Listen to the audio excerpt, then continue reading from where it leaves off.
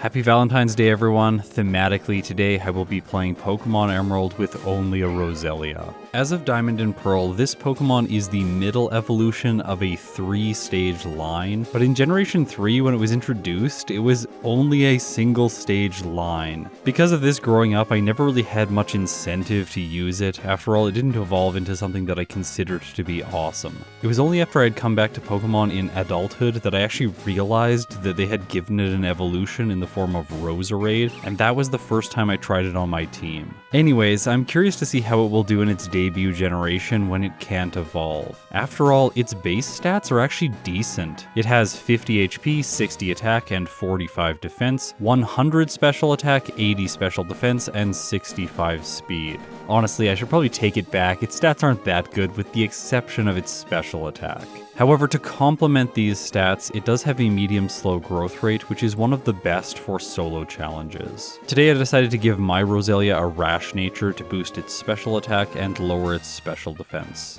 These days I'm mostly picking natures that decrease my special defense, just because I want to preserve as much of my physical defense as is possible, because Steven Stone is the final boss. I think there's probably an argument to be made that we could decrease Roselia's speed and increase its special attack, but for this first playthrough, lowering my speed just felt too risky. It's time for the first rival battle, so let's go through my initial moveset. Absorb and Growth pair together very well in the early game of Emerald. Absorb, of course, is super effective against all of Roxanne's Pokemon, and it is worth noting that all Grass-type moves deal special damage in Generation 3. This means that Growth is going to boost Absorb's damage, and it's also going to improve the amount that Roselia heals every turn. Because of this, even when I'm up against a Fire-type, I can boost my attack enough that I'm healing decently every turn, and I even end the battle with full health. On my way to Rustboro City, I don't fight all of the trainers. I figured that Roselia wasn't going to be having a problem with Roxanne just due to its typing and moves. And as I pass up the TM for Bullet Seed, which I probably should have taught, let's talk about Roselia's move pool. So, through level up it gets Poison Sting, Stun Spore, Mega Drain, Leech Seed, Magical Leaf, Grass Whistle, Giga Drain, Sweet Scent, Ingrain, Toxic, Petal Dance, Aromatherapy, and Synthesis. I almost didn't make it through all of those. That's a really large set. Granted, it's a bit disappointing as a grass poison type. The only damage dealing poison move it learns is Poison Sting, and that move is basically useless. Through TM and HM, it's also quite limited. I did mention Bullet Seed before, but in Generation 3 it only has base 10 power, so it's really not that good.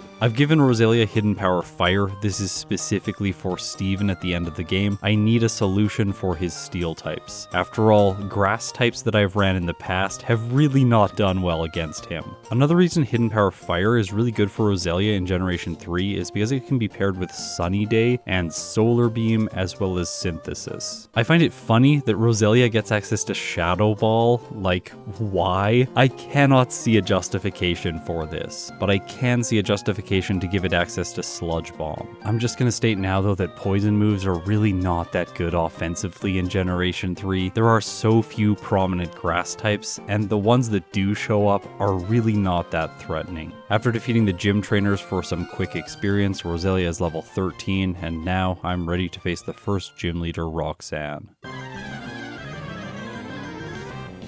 Okay, so this one's going to be simple, but I need to prepare for the Nose Pass because it has decent special defense. To do that, I go for a turn 1 Growth, boosting my special attack, and then I knock out her lead Geodude with a single Absorb. She sends in her second one, Absorb also one-hits it, and then her Ace comes out. Now I want to draw your attention here to my speed after it hits with a single Rock Tomb. It goes to 18, meaning the Nose Pass uses another Rock Tomb, which then drops me under 17, which then means her Rock type starts out speeding. Because of this, it's going to stop using its Rock type move, which is really good for me. After all, Roselia is just barely not able to knock it out in 2 turns. But that doesn't really matter because even though Roxanne is trying to heal it, I am healing myself with Absorb when I deal damage, and as a result, unexpectedly, Roselia takes an easy victory over the first gym leader. With this win, I've earned myself the Stone Badge and a 10% boost to my attack stat, which is not really going to be that useful for Roselia. Now, as the first Emerald video of the year, I think I need to explain some mechanical changes that I have made to the game to make the runs this year a little bit easier to rank fairly. Starting in Generation 2, the developers introduced trainers that spin, like this bug catcher. He's a specific example of a trainer that spins predictably. He is always rotating clockwise. With a fixed pattern, it's quite easy to get by this sort of trainer. I can open my inventory, pausing his motion so that I see where he is. Then once I close my inventory, I know exactly how long I have to wait to easily walk by him. The next spinner on the route, however, operates completely differently. In this case, she randomizes her motion, so there is no way to predictably get by her other than using the bag trick, where the player opens their inventory, closes it, which pauses the spinner for a brief moment, allowing the player to walk by. Because I play all of my runs on 4x game speed, this is quite difficult for me to execute, and I figured the best solution here was just making these spinners always look away from the player. They are optional battles after all, and it's unfair for a Pokemon like Mewtwo to run into one of these trainers if I play badly. After all, because I intend to play this game with every Pokemon, I don't have time to do like 1,000 attempts, which would be the case if I was legitimately speedrunning these games. So that's my approach to spinning trainers, and in addition to that, there are a few other changes that I have made to make these runs more fair.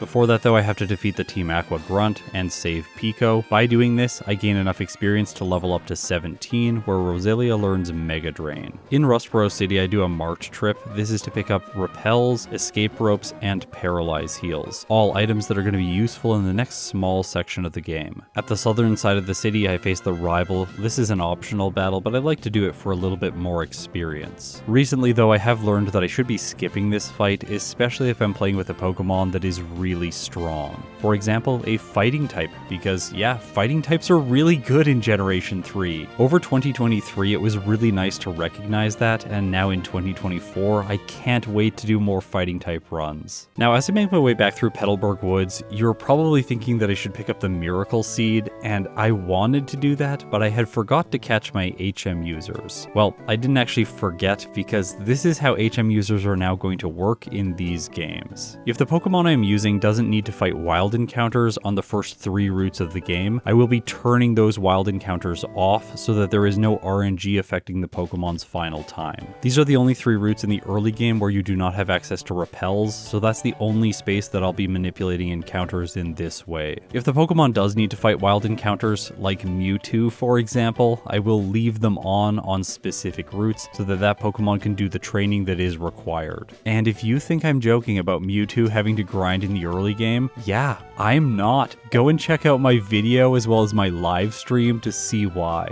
Okay, so that's one aspect of the early encounters. The other one is that I need to catch HM users. Typically in my playthroughs, I'm going to pick up either a Wingull or a Tailo, a Marill, and then a Zigzagoon. This covers all of the field moves that are required to beat the game, and later on in the playthrough, I'm going to be given a cast form which can use Flash. The thing is, it can be very unpredictable how soon these HM users show up when I'm fighting wild Pokemon. Because of this, I have added some custom code to the game, which will force me to encounter a Tailo and a Marill on Route 104, and this custom code also forces me to face a Zigzagoon on Route 102. Once I have registered these Pokemon in my Pokedex, there will be a flag set within the game telling it not to force these encounters any longer, and the encounter tables in these locations will go back to their default values. There's also a double battle between Petalburg Forest and Rustboro City, so I never like to catch my HM users before I defeat Roxanne. As a result, I will be disabling those custom scripts until I make my way back with the first badge. Now you might wonder while I catch these HM users if I should just make Pokeballs have a 100% catch rate. And yes, I have thought deeply about this, and my answer is still no. Depending on the Pokemon I'm using, it might have an advantage in catching. So in this example, Roselia has Stun Spore, which can be used to paralyze the opponent, raising my chance to catch. Also, a move like Poison Sting actually has an advantage here because I could chip away if I really wanted to. If I was playing the game with a more powerful Pokemon like Mewtwo, there would be no way for me to cause a status condition or to deal chip damage. Alright, so those are all of the major modifications that are on display for all of you in all of these runs. I like to be as transparent as possible, just so you know what's going on within my testing methodology. With my HM users caught, I head back into Petalburg Forest, cut the tree with my Zigzagoon, and obtain the Miracle Seed. This held item boosts the power of grass type moves by 10%. Mr. Brian Tiny sails me to Dewford Island, I pick up the silk scarf, and then I head into Granite Cave where I obtain the HM for Flash as well as an escape rope.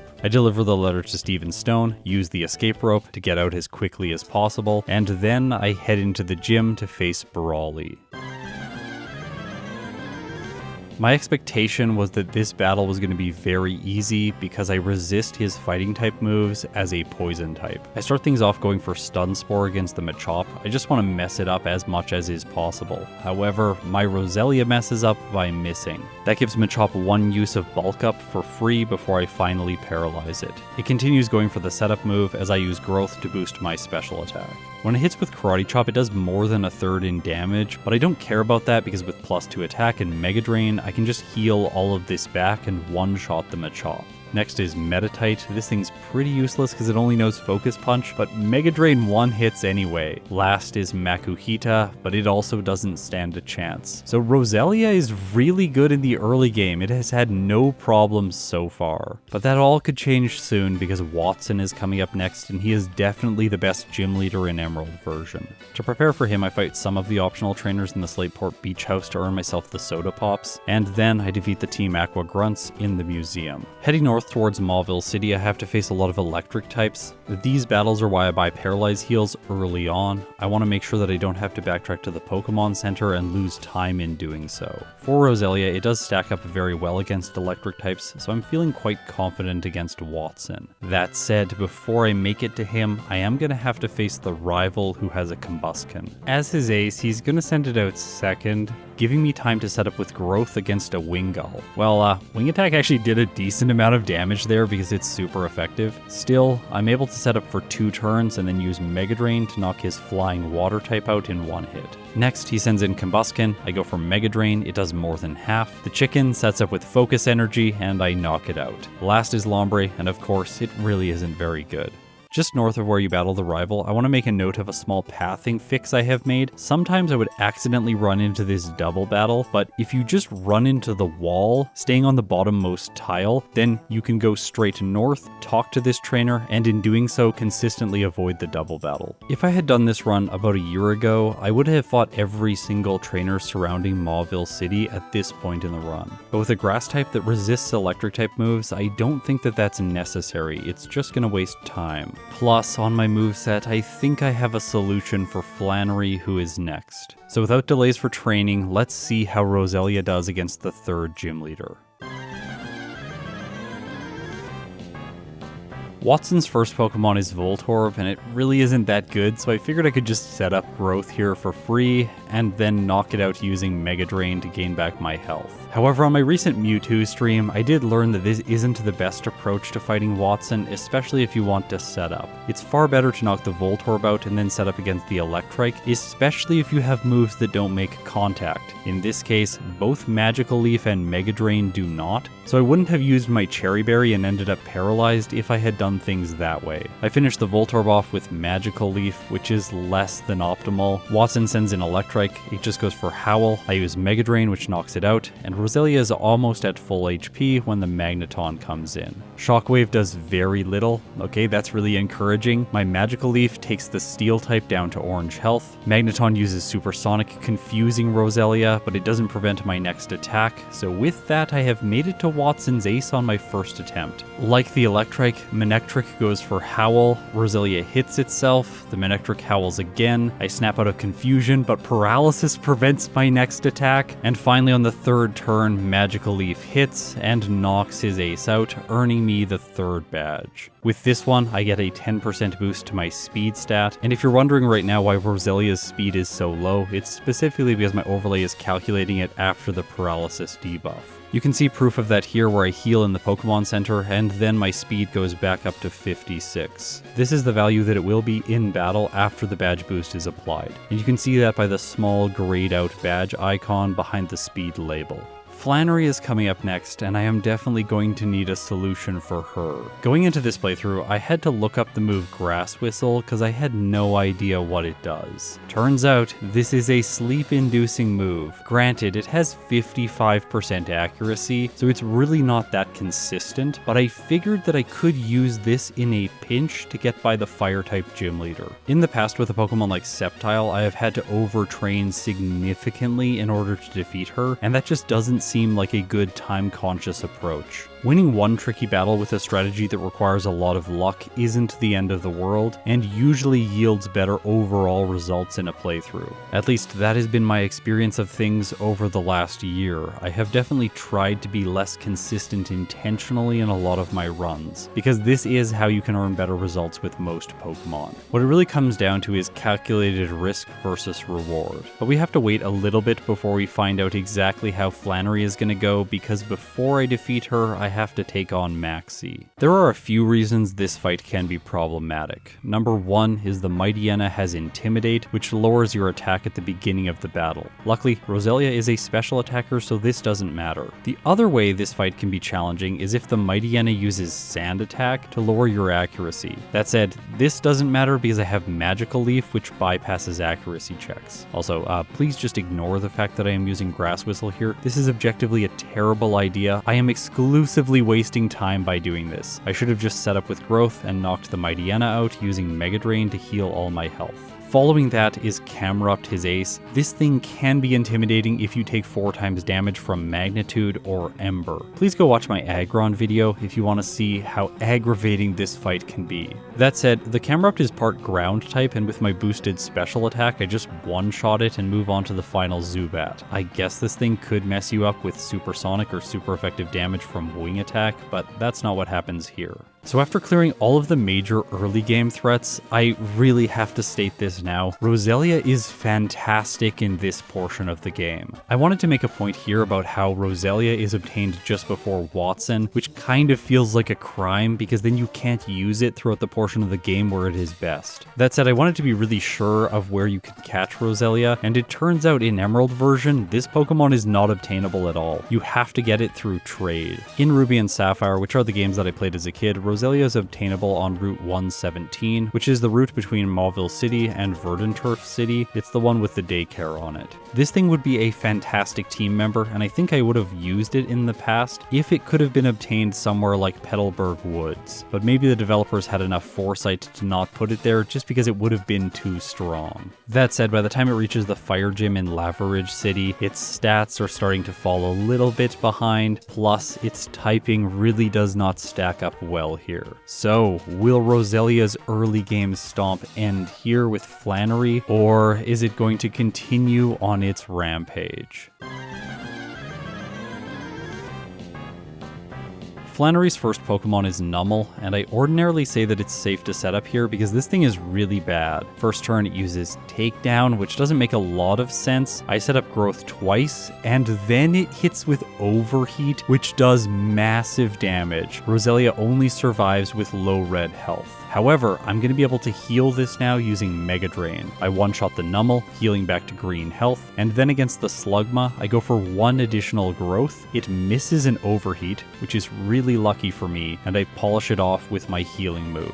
Flannery sends in her Camerupt next. I go for Magical Leaf to ensure that I have maximum damage, and it knocks her Fire type out. Okay, so Roselia has made it to her ace. I might actually be able to do this without even using Grass Whistle. I go for Magical Leaf. It does more than half to Torkoal. It chooses Overheat and does way too much damage, finishing Roselia off, giving it its first reset. Alright, fine, I will try this again. It looks like I will have to use Grass Whistle at some point. This time, I try to do it against the Numel. However, sleep-inducing moves are nowhere near as good in Generation 3 as they are in Generation 1. Also, I figured that I needed to set up enough to knock the Torkoal out in a single hit, so my goal was +5 or +6, but the Numel wakes up too soon and finishes Roselia off again. My idea here was that eventually I'm going to be able to put the Numel to sleep and set up fully, taking only a little bit of damage while knocking it out. After all, I can survive a takedown and an overheat. That should be enough to allow me to then use Mega Drain and get all the way to her Torkoal with decent health. With +6, if I can one-shot, then I will be able to defeat her at this level. I'm sure all of you have recognized now, I am really giving Grass Whistle a lot of credit. This move is absolutely terrible. Trying to make it consistent enough just to put the Numel to sleep long enough for me to get the setup that I need is a tall task, and yeah, it just doesn't happen. I reset over and over and over again. When I was around 7 or 8 resets, I had realized that this strategy is probably not the best, so let's just put Roselia's move pool back on screen while we watch me continue to lose to Flannery. What are other options for Roselia? Well, I could try to leverage Stun Spore, but that doesn't really seem like it's going to help much. Her Pokemon are already slow, and that move does have a 25% chance to miss. Plus, Paralysis only prevents the opponent from moving 25% of the time, so it is more inconsistent at preventing attacks when compared with Grass Whistle. All the grass moves I learned through Level Up really don't help that much. Giga Drain, that's just 1 level away, does provide more healing, but it has the same amount of damage as Magical Leaf, so it's not going to let me knock the Torkoal out with less turns of setup. Of course, Petal Dance at level 49 is just too far to train to. That would take me so long and really not be worth it. Through TM and HM, I can't really obtain Sludge Bomb without major backtracking. Shadow Ball is not available yet, so potentially I could use Return. However, that doesn't even seem like a good option because the Torkoal has massive physical defense. So now that I've gone through all of the moves, hopefully I have made my point. Grass Whistle seems like it has to be the go-to move here. Although I will admit that I should have leveled up to 33 to obtain Giga Drain before attempting this fight. So after 10 resets, I did decide to go and do that additional training. My first fight back against Flannery, I get the luck I need to get set up to +5, and then I make it all the way to the Torkoal. Okay, so does Roselia have enough damage? And the answer is no, it doesn't. So once again, Torkoal uses Overheat, one-shots me, and I have an 11th loss. In the next fight, I had only +4, but I figured I could use Grass Whistle and potentially put the Torkoal to sleep, but of course it misses and Roselia goes down again. So what is it going to take for my Grass type to make it by her? Well, as has been the case in the past, sometimes you need to wait for luck. In this case, I was actually trying to test my damage range with Giga Drain at +5. I figured that also might give me a potential win, but in this case, I just crit and Torkoal goes down. So that is probably a really unsatisfying victory if you love it when I am consistent. Oh well, a win is a win. I'm gonna take this one and move on. After all, I did have 12 resets here. As I backtrack towards Petalburg City, I want to mention the fact that I'm going to be picking up less rare candies in runs going forward. Some of them require a lot of time to obtain. I'm thinking about the one in the Trickmaster's house, for example, and sometimes the one by the abandoned ship if the Pokemon doesn't need to go down there to get Ice Beam. Early on in a series when I'm only doing first attempts, it's a little bit easier to just justify getting every single rare candy and then solving problems using them. But that isn't always true because as I gain experience, I really do want to adapt my play to be as optimal as is possible. Inside the Petalburg gym, my default choice is going to the left door and then making my way to Norman through all of these rooms. That said, I should be thinking about this contextually because the trainer in here has a Swellow, and yeah, it is really good against Roselia, so I have a loss. Editor Scott here, I just want to say that I did save before this trainer, but I was so thrown off in the moment by this that I forgot about the save, thinking that I had previously saved in front of Flannery. Because that's where my head was at, I decided to take a blackout here. In 2024, I'm going to be counting blackouts separate from resets. That being said, for historical consistency, I will be adding blackouts to resets and calling it like fails for my first attempt tier list in Pokemon Emerald. That addition is going to take place before I display the final results, so keep that in mind for then. With the trainers in the gym defeated, let's see how Norman goes. My standard approach here is to use a Person Berry setup and then sweep his entire team. In this case, I get confused first turn, so that burns my Person Berry. I decided to continue trying to set up. Now this is a little bit risky because the Spinda does no Psybeam, but it just doesn't use it. I have no idea why. It continues spamming Teeter Dance even though I'm confused. Because of that, the only damage Roselia takes is self-inflicted confusion damage. At +4 special attack, I decide it's time. I knock take the Spinda out and move on to Norman's remaining 3 team members. First is Vigoroth, which I outspeed by 3 points. Magical Leaf knocks it out in a single turn. Next he sends in Linoon, which gets off a massive slash, taking my Roselia under half health, but Magical Leaf does enough damage to finish it as well. Okay, so it's time for slacking. Here I'm going to use Giga Drain to try and gain back as much health as is possible. Luckily for me, the slacking's counter won't work since I'm using special moves, but it goes for Facade instead, still dealing massive damage but not enough to get the KO, and as a result, I finish it on the next turn. With this badge I get a 10% boost to my defense stat, and also the ability to use Surf outside of battle, which greatly opens up the map. I can use it to grab this hidden rare candy, as well as this one on the way to Mauville City. After that, I head north towards Fort Tree City, and on the way I have to face the rival. Normally the Pokemon I'm running get some kind of major moveset upgrade in this section of the game, but with Roselia it doesn't. I could of course go and pick up Sludge Bomb now, but I don't think that's a good idea just because my attack stat lags so far behind my special attack. Now the rival in these games is usually pretty easy. I do want to note his Combusken's moveset. The only super effective damage it has against Roselia is in the form of Peck.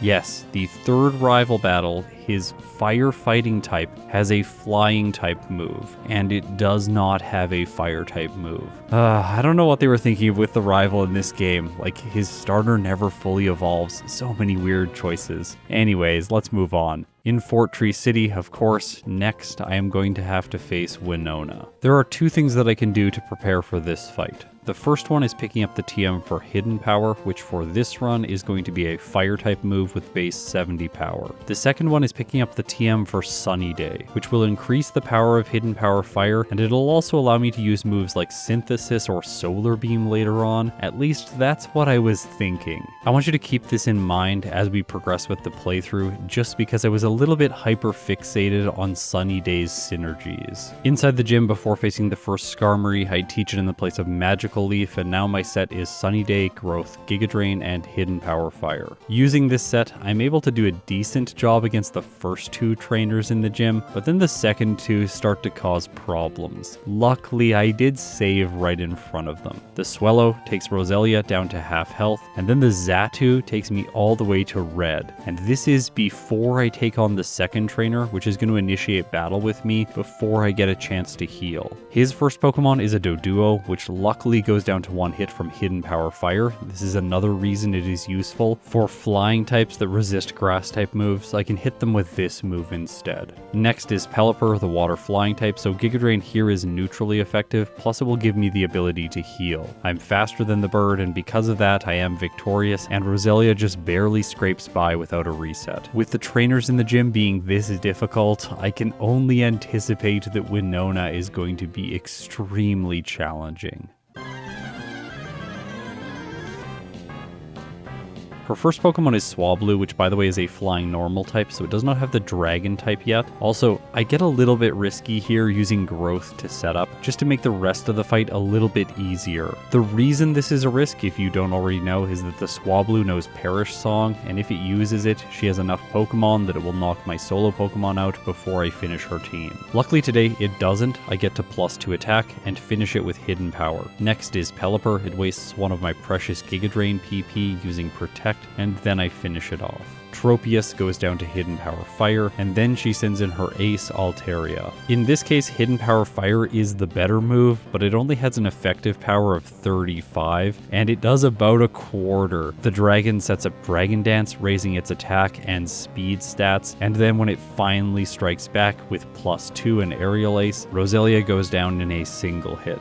It's at this time that I just want to mention the fact that both Shadow Ball and Sludge Bomb in later generations become special moves, which could both be paired with Growth to great effect against some of her team members. However, in this case, in generations 1 to 3, Shadow Ball and Sludge Bomb both have their damage category determined by their typing, and the Ghost type and Poison type both deal physical damage. Backtracking to get Sludge Bomb now would cost so much time that I think lucking through Winona would be the faster approach in this situation. Progressing forward to Mount Pyre and picking up Shadow Ball is possible, but it would also require a lot of backtracking because I can't use Fly outside of battle until I have Winona's badge. So because of that, I decided to just keep trying with my current set, despite how badly it matches up against race Pokemon. One lever that I can pull is the number of turns that I choose to set up. In this case, I go up to +5, getting an additional 2 growths in against Tropius. By the way, its aerial aces are actually doing a lot of damage. Usually this thing isn't very good. Conveniently for me, before I knock it out, it sets up Sunny Day, boosting the power of Hidden Power Fire. Obviously, the grass type gets completely obliterated. Next, she sends in Altaria, so let's see how much a sun boosted +5 growth Hidden Power Fire does. And the answer is more than half. Still not enough to knock the Altaria out, so it finishes me with Earthquake. I don't know if I've talked about it before, but this Altaria is like the ultimate contradiction. It has a move like Earthquake on its set, as well as Dragon Dance, which are both fantastic, and then it has an Oran Berry, which makes absolutely no sense. Speaking of making no sense, setting up against the Tropius was a really bad choice. Instead, I should set up against the Pelipper because it really can't do that much damage. If you need proof of this, the Water-type Flyer has 37 attack, whereas the Grass-type Flyer has 51 attack. They both know Aerial Ace, and obviously the Pelipper likes to use Protect and Supersonic, and that makes setting up here much safer. Because of that, I can push Roselia all the way to +6 before proceeding with the rest of her team. Hidden Power Fire knocks out the Tropius, Altaria comes in, I don't knock it out, it uses Dragon Dance, moves first, and finishes Roselia again with Aerial Ace. Some indecision set in now. I decided to go to the next route and do some training. Honestly, I think I should have just kept trying to luck through the fight with Winona, because it is possible. Also, I figured out that the trainers here aren't giving that much experience, so I end up backtracking to the Fort Tree Gym anyways before gaining significant levels. This time against Winona, I have a slightly different idea. If I can get set up to +6 and then use Sunny Day to boost the power of Hidden Power Fire, maybe this will give me enough damage against the Altaria to knock it out in one hit. My first hit doesn't do enough damage. It heals a tiny amount with an Oran Berry. Not enough to take it out of healing range though, so she uses a Hyper Potion, giving me another chance to roll for the one hit. In this case, it doesn't do enough damage, slightly less. She uses another Hyper Potion, and then I take it back down to red health. Now that she's out of healing items, the Altaria is able to attack with its one Dragon Dance. However, Roselia survives with 5 hit points and knocks her ace out. Alright, so next is Skarmory. The sun has faded because of all of the healing items, but I still do have Hidden Power Fire and +6 special attack. I go for it, and it does enough. With that, Roselia has defeated the 6th gym leader, and I am hoping that the next 2 are going to be slightly easier. Who am I kidding? Roselia is a poison type, and Tate and Liza are next. So yeah, Gym 7 is definitely not going to be easier. In preparation to fight them, I do pick up the Shadow Ball TM in Mount Pyre, but I'm going to talk about why this is a mistake in just a little bit. Because immediately after this, I also go back to Dewford Town and pick up the TM for Sludge Bomb. As I said before, teaching Sunny Day really constrained my moveset. If I get rid of Growth, I just think Roselia is overall going to struggle. That seems like its best move. I need a same type attack bonus Grass move, so obviously I should have Giga Drain or maybe Petal Dance in a little bit. Outside of that, if I get rid of Sunny Day, I can never get it back because there's nowhere to buy. Is that true? I don't think that's true. That's definitely not true. There's definitely somewhere to buy that.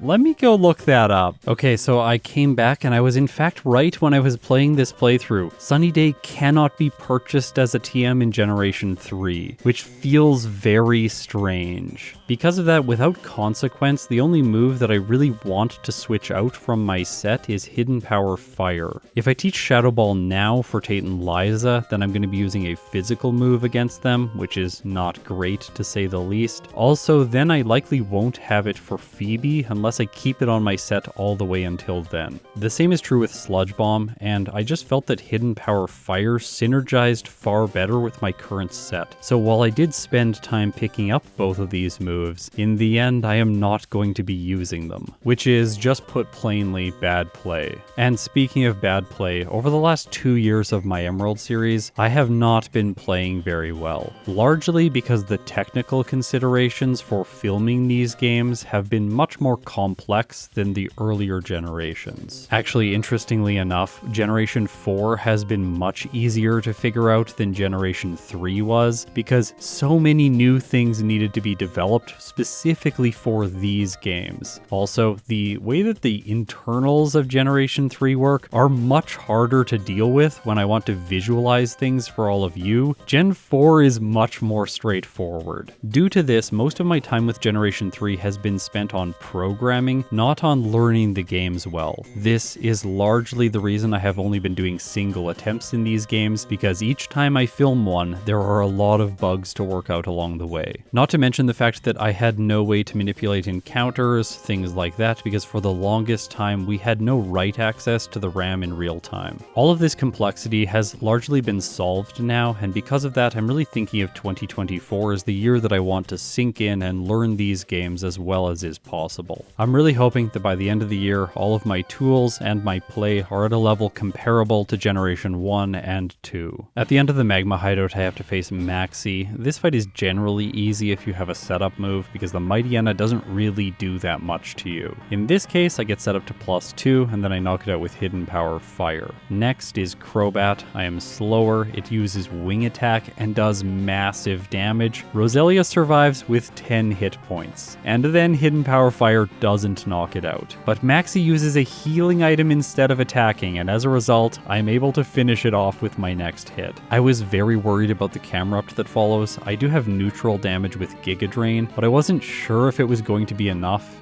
However, it is, so Roselia wins. At the end of the Team Aqua hideout, we have to face the man with the most style in the entire game. It is Team Aqua admin Matt, and while he looks great, he doesn't perform as well in battle. Before fighting Tate and Liza, I fight trainers at sea, getting the waypoint for Pacific Log Town, which is useful later on when I need to release Rayquaza. Also, any additional levels right now are useful. After all, we have a tough double battle coming up next.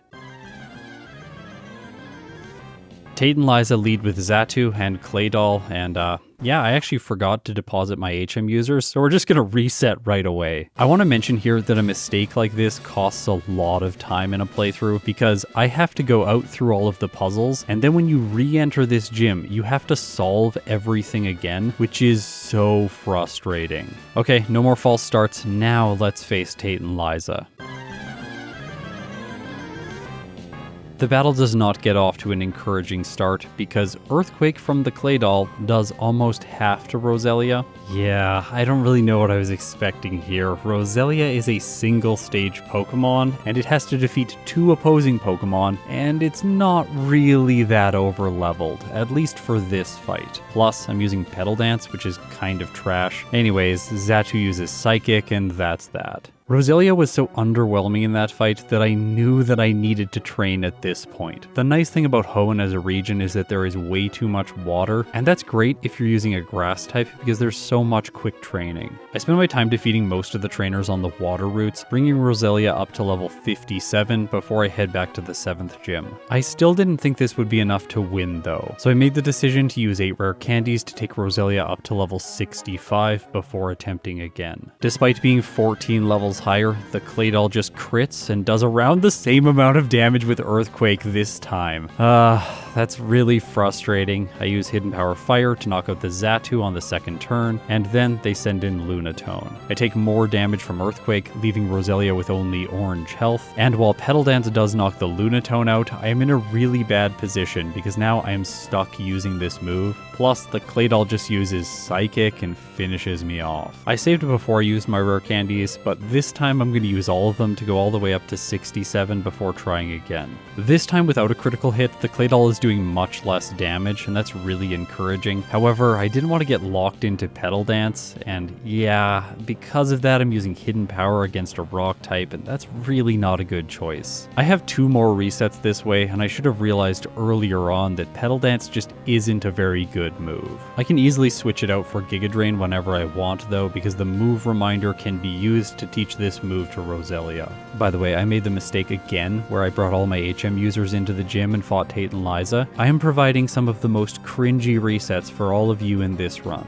Please like the video and subscribe if you aren't already. It'll make me feel a little bit better. After all, I'm sure there's going to be at least one hostile comment about someone telling me how I really threw with Roselia, and obviously I was just trying to give it bad results. Okay, so now let's talk about Giga Drain. In this case, it is helpful because I can one-shot the Clay Doll, which is great, but that leads me to an unfortunate situation after this. I have to choose either knock out the Xatu or the Lunatone. Both are suboptimal. I don't think I will one-hit the Xatu because it can use Calm Mind, and the Lunatone can use Hypnosis. That said, if the Xatu attacks, it'll deal massive damage because it's getting set up. I decided to knock the Xatu out, but it survives as anticipated, and then they use a Hyper Potion on it, giving me time to knock the Lunatone out. I tried to go for the same strategy again so that they would heal the Xatu, preventing it from attacking, but this doesn't work out, and as a result, Roselia has a loss. In the next fight, I figured out a much better strategy to deal with them. I'm gonna leave the Clay Doll in the battle because Earthquake really isn't doing that much now that I'm at a higher level.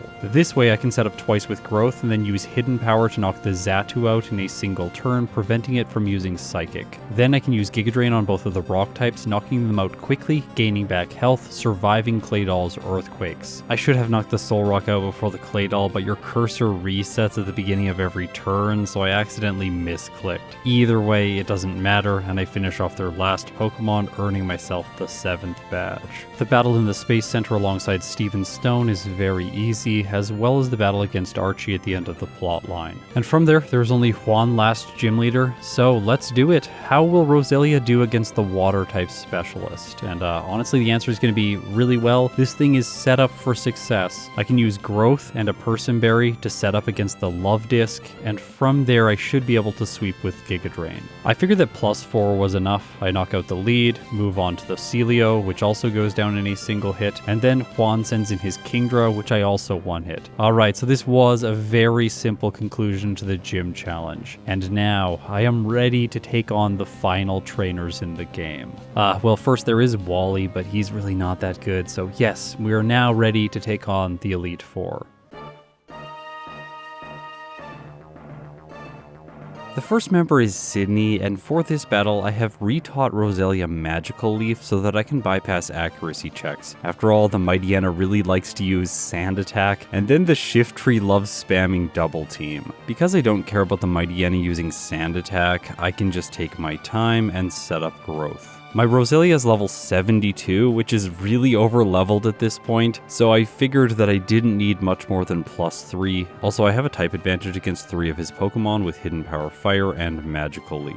And because of that, Roselia is able to sweep with great ease. The fight against Phoebe is very similar to the one against Sydney. In this instance, the Dusclops is going to use Protect, so I can counter that by going for Growth. Unfortunately, unlike the Mightyena, I can't continue setting up because if it uses Curse, I will lose. So I choose Magical Leaf and hope this move will be enough to knock out the defensive Ghost type, and it is. Alright, she follows with Bayonet, which is an easy one-shot. Her Ace Dusclops does survive. It uses Ice Beam, but it doesn't have very good special attack, so Roselia shrugs it off and gets the knockout. From there, her second Bayonet goes down to a single hit, leaving only the Sableye. This Pokemon is another reason these two initial Elite Four fights feel similar, because this Ghost loves to spam Double Team, but today I don't give it a chance, and Roselia moves on to Glacia. The trend continues because the Celio is a fantastic opportunity to set up as well. It goes for Hail first turn and then generally spams Body Slam, but in this case it's going to be choosing Ice Ball instead.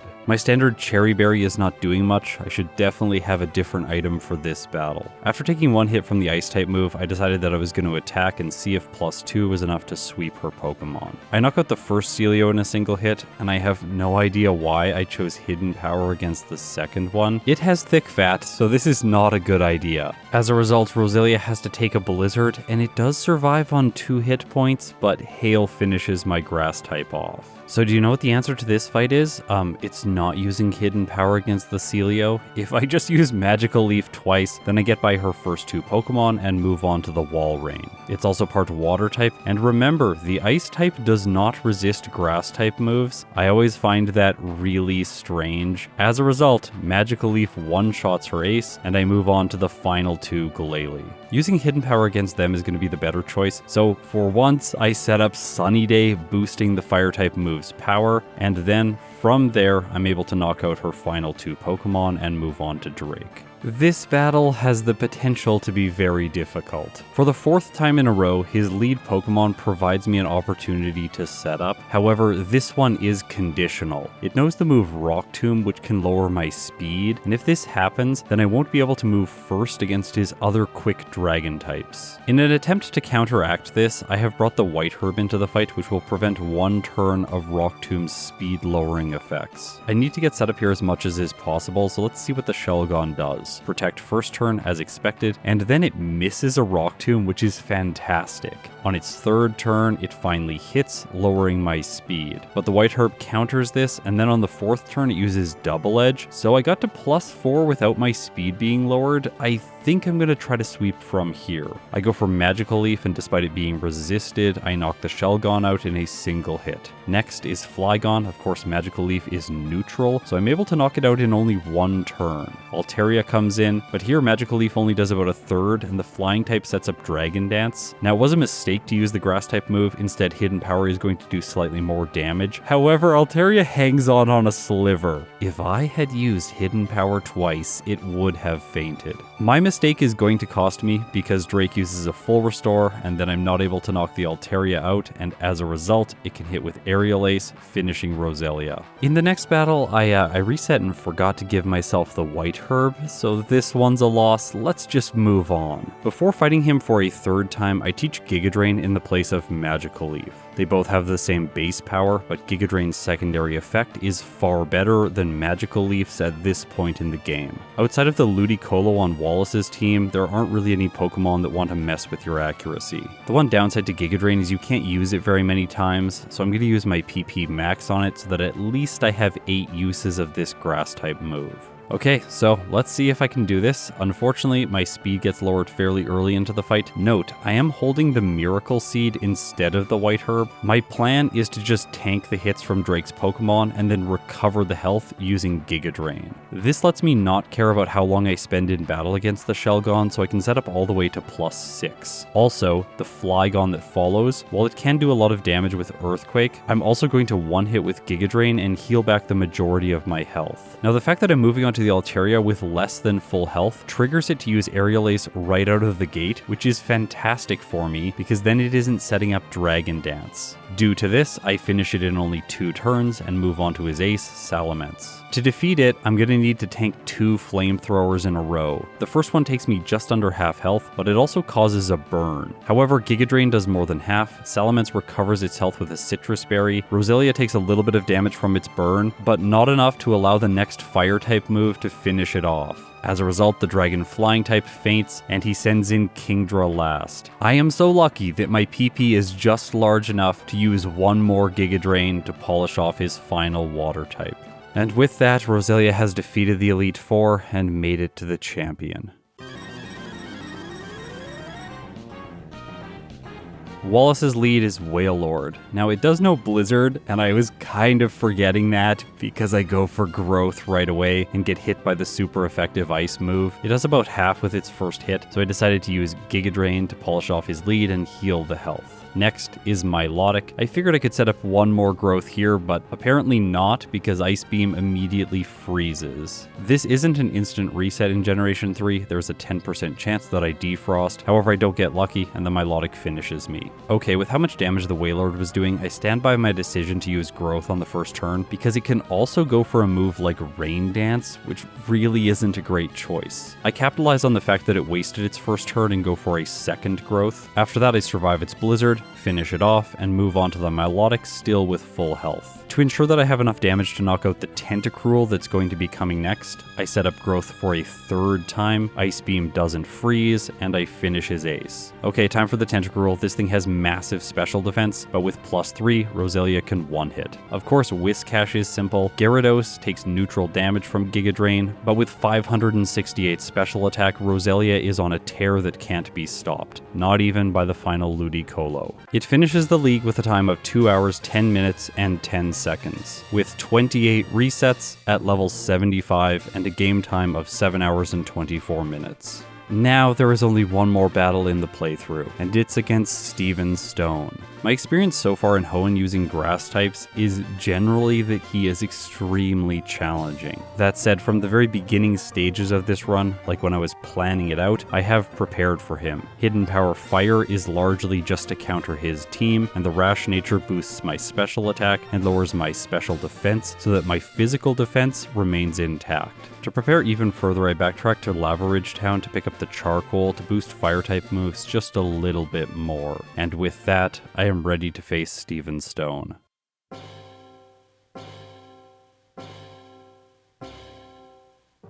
He leads with Skarmory. I go for Growth, boosting my special attack, and it hits with Aerial Ace, doing more than half in a single hit. The only option for me is to attack, and it does enough to finish off his lead. Armaldo is next, and here I can start using Giga Drain to gain back health. It does more than half, but when I get hit by Ancient Power, it's also doing a lot to Roselia, so I have less than half health remaining when the Claydol comes out. By the way, this Pokemon is really creepy, and I really want to use it in a solo run sometime soon. That said, it's not great offensively, and I figured I could get away with one more turn of Growth setup. Turns out I was wrong in that because Claydol uses Earthquake and Roselia faints. That fight did not give me confidence, so I leave the cave and I head just north of this area to this little waterfall. By the way, up here there is a rare candy, so I'm going to pick that up. Then I head to Lily Cove City, grabbing the Pokeblocks case, and into the Safari Zone to collect a second rare candy. After this, I grind to level 76, and then using the 2 candies, I can boost Roselia up to level 78 before trying Steven again. The first 2 turns in this battle are dictated by the Skarmory's damage range, so it's always set up and then use Hidden Power for the knockout. And I was lucky here, I didn't just get a really good roll last time, it definitely looks like Roselia is always going to be getting the one hit. Following that, Armaldo plays out the same way, but then against the Claydol, I just go for Giga Drain to knock it out immediately so that it doesn't have a chance to use Earthquake. Since it's a ground type, I gain back a lot of health and have green for the following Metagross. Okay, Hidden Power Fire, please come through for me, and unfortunately it does not do enough damage. As a result,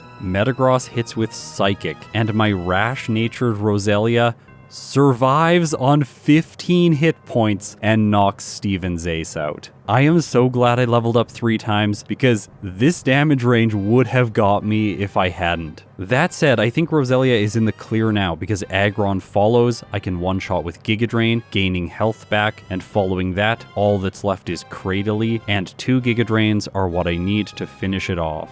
Roselia clocks in with a time of 2 hours, 17 minutes, and 43 seconds with 29 resets at level 78. This is a game time of 7 hours and 50 minutes. So where does this real-time result place Roselia in the tier list? Well, it was slightly slower than the results I had with Vigoroth, but faster than Breloom and Salamence, which I find absolutely hilarious. Interestingly enough, as far as grass types go, Roselia did quite well. It outperformed Breloom, Sceptile, Ludicolo, Shiftry, and Tropius. Although Cradily is still the #1 grass type ranked in this tier list. But do remember, there is another one because we have to rank this Pokemon based on game time as well. And when we do that, then the story is completely different. Breloom is the fastest grass type, with Roselia still maintaining its 2nd place finish. That said, it's now ahead of Pokemon like Absol, Vigoroth, and Cradily. Also, of course, still Salamence, which again is hilarious. That pseudo-legendary is not very good for a solo playthrough. At some point in the future, I think I'll revisit it and give it Dragon Dance as if it had an egg move, because access to setup will really improve its results. Okay, so so that's it for Roselia in Pokemon Emerald. I hope you have enjoyed me giving you these beautiful flowers on this special day. This present is really because I'm hoping that our love for Pokemon is going to grow old together. And in that spirit, I think that I should do some ancient Pokemon next. So when Emerald is back on the channel early next month, I will be playing the game with Claydol. Oh wait, what's that you're gonna say in the comments? You're gonna say I promised you a Wallace tier list and I have not introduced it yet? Yeah, that's true, but like it's a lot more work to add a new graphic to every single video. I would much rather spend my time doing a second playthrough with Roselia. And this is definitely setting the precedent for second playthroughs going forward in my Emerald series. So yeah, that is a lot more work per video, but you know, I love doing this, so it's gonna be great. Plus, this way, I'm gonna learn Emerald so much faster. The main mistake that I made in my first playthrough with Roselia was not training against enough optional trainers. By the time I reached Flannery, I was under-leveled, and honestly, my grass type got kind of thrashed for a while.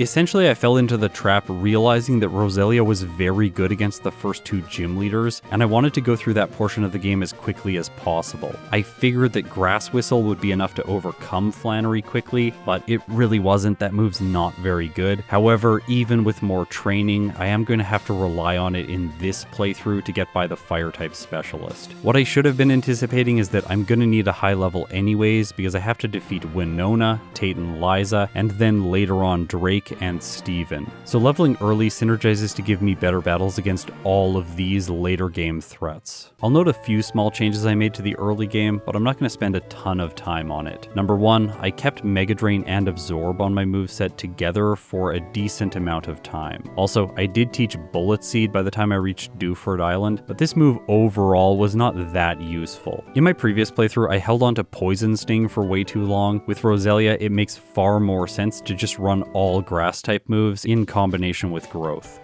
By the way, why is Growth not a grass type move? I just realized that this thing has been normal type all along. What? I guess this is similar to a move like Recover, which is a normal type move, but it seems like it should be a psychic type move. Anyways, that's just a small unrelated anecdote. Let's move on. I crushed my way past Watson with no resets as expected, and on my way through the Ashy area, you can notice that I am fighting pretty much every trainer that I come across. By the time I reach Flannery, my Roselia is level 37, almost level 38. My moveset is Magical Leaf, Mega Drain, Growth, and Grass Whistle. Also during this battle, I will note that my ability has changed. In the previous playthrough, it was Natural Cure, but Poison Point has a lot more utility. Either of these abilities are not that great, but overall this one is better. Defeating Flannery is fairly straightforward. I just need a little bit of help from Grass Whistle. If I can put the Numel to sleep for a decent amount of time and get set up to +4, then I will be able to sweep her team. In this case, it comes at the cost of 1 reset, but that's much better than last time. From there, I sweep her team using Magical Leaf, and even the Torkoal goes down to a single hit. In my first playthrough without the training, I beat Flannery at a time of 38 minutes and 25 seconds. But in this case, doing significant optional training, I beat her with a time of 39 minutes and 36 seconds. That means I am a little bit slower with all the optional training I did, but the fact that I have more levels and less resets is a major advantage for Roselia going forward with the run. Now I'll be able to save my rare candies for later. Norman almost messed me up in this run. After getting hit by a first turn Teeter Dance and using my Persim Berry, I go on the offensive with Magical Leaf, one-shotting his first 3 Pokemon. But then after surviving a hit, the Slacking uses Yawn, and after going to sleep, Roselia takes a lot of damage. That said, it wakes up just in time, and I am able to take a victory without a reset. Let's compare this split. In my first attempt, I had 43 minutes and 42 seconds, but in my second attempt, I have 42 minutes and 54 seconds. So I'm starting to go faster now. That said, Winona is next, and this one is largely going to be RNG dependent like Flannery. In the former case, I was relying on Grass Whistle, but in this case, I just need to be able to get set up enough so that I can sweep her team. More specifically, I need to be able to 2-shot the Altaria when using Hidden Power Fire. Another possible option that would solve a lot of problems in these runs is potentially using something like Hidden Power Ice. It would really make Winona and Drake much less challenging, and ice moves are generally decent against Steven. The flaw with that approach is that I won't have super effective damage against the Metagross, and I didn't think that that was acceptable. Even if I have a few resets here, against Winona, it's going to take less time than grinding for a higher level at the end of the game. So what are the loss conditions in this battle? Well, critical hits are number 1, Swablu could use Perish Song, which does end up happening. Also, the Pelipper can use Supersonic instead of Protect, which is quite annoying. All in all, I had a total of 5 resets here, which is really not what I wanted to see. That said, my time is still ahead of my first run, and now significantly so. In playthrough number 1, I defeated Winona with a time of 59 minutes and 39 seconds, whereas in playthrough 2, I defeated her with a time of 54 minutes and 54 seconds. I wish I didn't have to talk about the fight against Maxi, but yes, his Crobat does knock Roselia out once. This is another instance where Hidden Power Ice would be a great go-to. Before Tate and Liza, I do a significant amount of training fighting many trainers at sea. This brings Roselia up to level 55, and then I use 10 rare candies to boost it to level 65 before taking on the Psychic Specialists. The key for this battle is simply Giga Drain. As long as I'm gaining back health, the Clay Doll is never going to knock me out with Earthquake. And this is the split where all of my work really starts to pay off. In my first run, I beat them with a time of 1 hour and 41 minutes, whereas in the second run, I beat them with a time of 1 hour 20 minutes and 3 seconds. I have been able to save over 20 minutes of time to this point in the game. Drake is the next point where Roselia really could run into issues. During this fight, I just want to draw your attention to my moveset, which is Magical Leaf, Giga Drain, Growth, and Hidden Power Fire. I think overall, this is just a far better set for Roselia to be running. Sunny Day never really paid off previously, and having the flexibility of choosing between Magical Leaf and Giga Drain gives me both more PP as well as the ability to bypass accuracy checks if the Ludicolo sets up. At level 72, I am healing just enough to be able to survive 2 hits from Salamence, this time with only 6 hit points. But as before, that is all that I need to knock it out, as well as Drake's following Kingdra. Okay, so against Wallace, I can't believe I'm saying this, but the Milotic once again freezes Roselia, causing 1 reset. It's pretty frustrating that this happened in 2 playthroughs, but oh well, we'll just have to move on with 1 reset here. Facing Steven Stone at level 78 is the perfect level. Unless he gets a critical hit, I will be able to win, and of course the Skarmory gets a critical hit right away, which is awful. I come back into the fight, set up twice, knock it out with Hidden Power Fire. From there I heal on the Armaldo, which is obviously a ground dark type. Clay Doll provides more healing, and then against the Metagross I'm able to get the 1 hit because the Skarmory used Spikes, which provided Roselia the time it needed to get to +2. So I finish off the rest of Steven's Pokemon and clock in with a final result of 1 hour 47 minutes and 44 seconds, with 9 resets at level 78. This is a game time of 6 hours and 41 minutes. Despite the bumpiness of this follow-up playthrough, I'm really happy with the results. I'm 30 minutes faster than I was in my first attempt. So your Valentine's gift this year is not in fact roses, it is second playthroughs in Pokemon Emerald. Throughout the year I intend to stream a bunch of the other runs that I've already completed first playthroughs with, so that we'll populate this tier list just a little bit more. Over the course of the last couple weeks, I have done 2 of these already, Mewtwo and Hariyama. Both of them are absolute titans in Emerald version, and so unsurprisingly, their results are dramatically better than Roselia's. With Mewtwo, I was able to achieve a final time of 1 hour 22 minutes and 10 seconds, and Hariyama wasn't far behind this with a time of 1 hour 27 minutes and 29 seconds. Interestingly enough, both of them had 4 resets, so when comparing Roselia to these 2, it was less consistent and slower. For now in this tier list, I have made all of the time ranges 5 minutes apart, but I'm sure that that's going to change as I collect more data. Also, please note at the bottom of the tier list I have an ambitious goal of completing the game with every single Pokemon, or at least attempting to. I'm sure there's some that are just impossible like Caterpie and Weedle, and I'll deal with them at some point in the future. For now, we have 3 Pokemon ranked, and I'm really excited to add more to the list. If you support me on Patreon or through YouTube memberships, thank you so much. If you've made it this far, you are incredible. Happy Valentine's Day. I'll see you in my next video.